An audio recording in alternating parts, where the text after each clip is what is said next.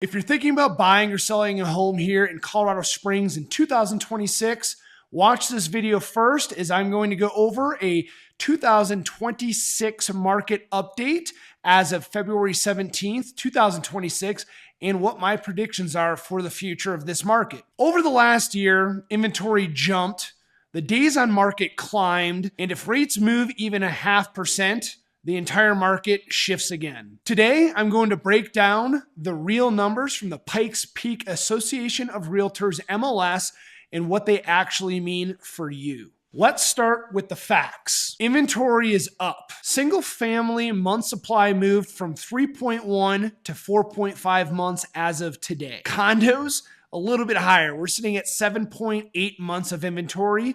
And what does this mean for you? Months of inventory means if we were to never put a house on the market, moving forward and just selling what we have on the market today, how long could we sell houses for based on how many homes sell per month?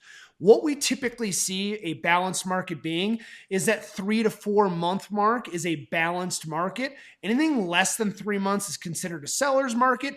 Anything over 5 months, I would consider a buyer's market. What this current inventory tells me is that this is not a crash. This is leverage returning to the buyer. Sales are down, but prices aren't collapsing. Single family home sales are down by 8.5% year over year, but the median price down just 2.6%, and the average price only down 1%. That is stabilization. That's nothing to panic about. The median single family home right now in Colorado Springs, $469,950. That $470K price range is still the heartbeat of Colorado Springs. The days on market is something that I've been watching very closely over the last few years, and it has been climbing. Just moving from December 2025 to January 2026, the average days on market jumped from 71 days to 81 days. What does that mean for sellers? We say, hey, budget the home to be on the market for about that amount of time. We always try and make that needle move quicker, but that is the average days on market. Now remember, real estate is hyper local, so everything will change from neighborhood to neighborhood. But as an average, Colorado Springs days on market right now is 81. And if you list your home like it's 2021, your home's going to sit on the market like it's 2026. This is no longer a throw it on the MLS and hope type of market. It takes real strategy, confidence, and the know-how to get homes moved when you're selling a home. Now let's talk about price reductions. 40% of homes in the $300,000 to $400,000 range have reductions here in El Paso County. 30+% price reductions in the $400,000 to $600,000 range. 33% of sellers are adjusting their price of the home after putting them on the market. That is real negotiation power if you are a buyer in this market. Now let's talk about rates. Assuming a buyer or a borrower has a 700 credit score we're looking at a $350,000 single family home and we're doing 100% financing, the rates today are at a 5.625% with an APR of just over 6.03%.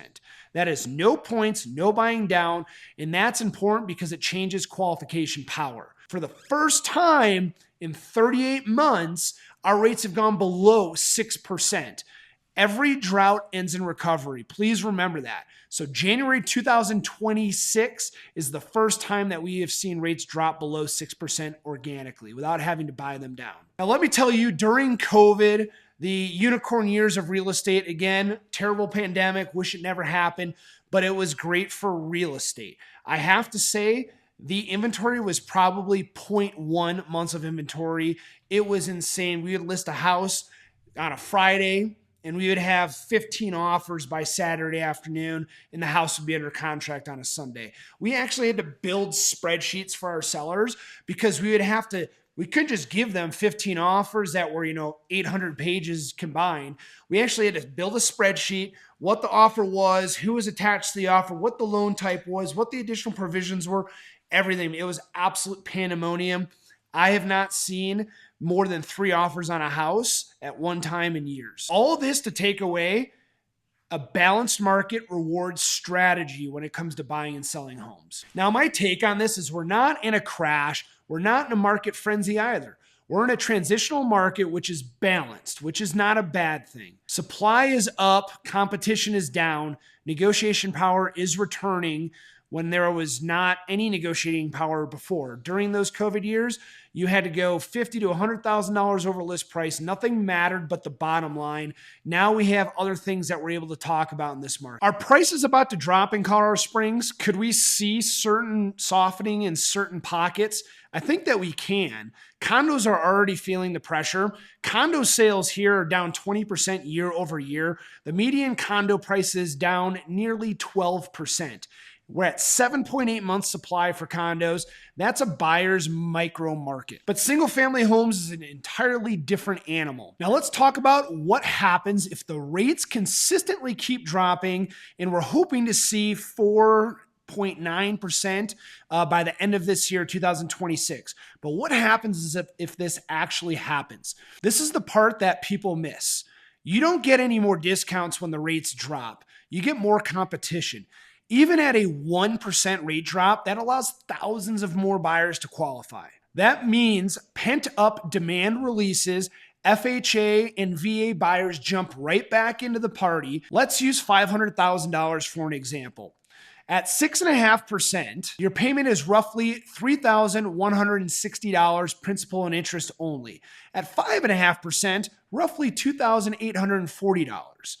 That difference brings a lot of buyers off of the sidelines and right back into the game. Lower rates don't make cheaper homes. Lower rates don't make homes cheaper. They make buyers more aggressive, and inventory tightens fast. We are not seeing 2008 style collapse conditions, not even close. Why? Military presence, Fort Carson, Peterson, Schriever, etc., all of the military installations, continued relocation, strong job base, controlled land supply, median price holding near $470,000. What we are seeing is this. Overpriced homes are sitting, well-priced homes are the ones that are moving.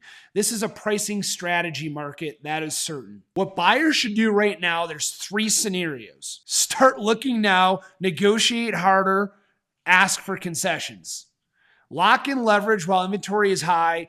You will not have the same leverage if rates drop. If you're waiting for the rates to drop, understand the risk. When rates drop, competition increases, sellers tighten up, concessions will shrink. That is a fact. The perfect timing mindset usually costs money in this market. If you're a VA borrower, this market favors you. Sellers are more flexible, concessions are realistic, appraisal gaps are manageable. By the way, I have not seen an appraisal gap in years, hasn't been needed, but you would not get an offer accepted unless it had an appraisal gap during the 2021-2022 era of real estate here in Colorado Springs. What is an appraisal gap? I'll explain it real quick. An appraisal gap is a clause that we would put in our offers at the bottom stating no matter what the home appraised for, the seller was going to pay X amount of dollars over the appraised price if we had a tidewater.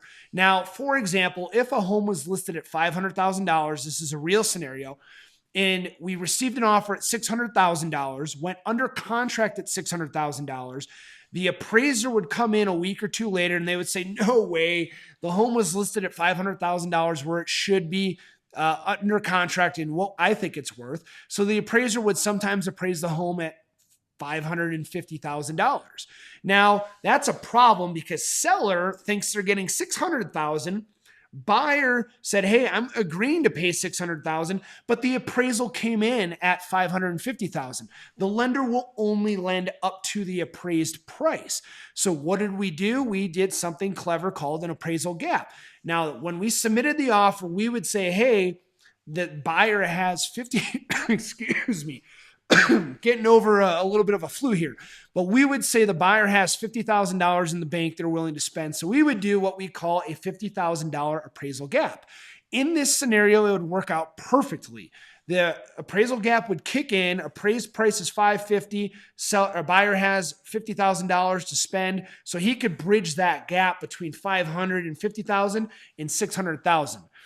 Now, we did have buyers that had unlimited appraisal gaps, meaning it was essentially a cash offer. During the crazy times of COVID real estate, we would go so high over list price. Appraisals were always a problem. And I mentioned the phrase tidewater before. That is when an appraiser walks through the house and they say, hey, this home is not worth what the contract price is. And it was extremely common in 2020, 2021, 2022. And we're only seeing one or two of those happen per year on my team. So they're not very common anymore, but that is what a tidewater is, and that's what an appraisal gap clause is. Now, if that was not in an offer, didn't matter what the offer was back in the day, I say back in the day, 2020, 2022, you were not getting an offer accepted on a competitive home. That is for certain. We have not seen those in years. So this is why it is a totally different market and what I like to call a transitioning market. Because when rates drop, buyers do get aggressive. Right now, buyers are cautious. The Colorado Springs market hasn't crashed. It didn't crash, and I don't think it ever will crash. It normalized. We are in the most balanced market we've seen in years. In balanced market, VA buyers win. So what do sellers need to hear when it pertains to them in this video, in this market update? With the average days on market being 81, if you list like it's 2021, you're going to sit, and I would plan to sit all of those days. 1 in 3 homes are cutting their price after being on the market.